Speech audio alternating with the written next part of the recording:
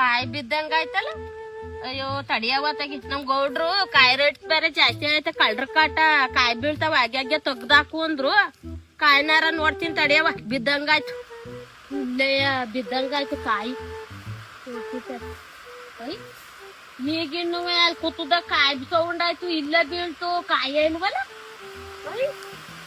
ಈಗಿನ್ನು ನೋಡಿದ್ನವ ಕೇಳಿಸ್ಕೊಂಡೆ ಕಾಯ ಇಲ್ಲವ. ಅದೇ ಅವನ್ ತಗೊಂಡು ಅನ್ನ ಕಡೆ ಯಾವನ ಪಾಠಾಗ್ಯಾನೆ ಕೊದ್ದದ್ ಮಜ್ಜಾನ್ಕಿಲ್ಲ ಅಂತ ನಾನ್ ಮಾಡ್ಕೊಳ್ಬೋದು ಕಡೆ. ಈಗಿನ್ನು ಕಾಯಿ ಸೌಂಡ್ ಕೇಳಿಸ್ಕೊಂಡಿದೀನಿ, ಇಲ್ಲೇ ಬಿದ್ದೈತೆ. ಕಬ್ಬೊಂದ್ ಕಾಯಿ ಕಾಯಿ ಇಲ್ವಲ್ಲ.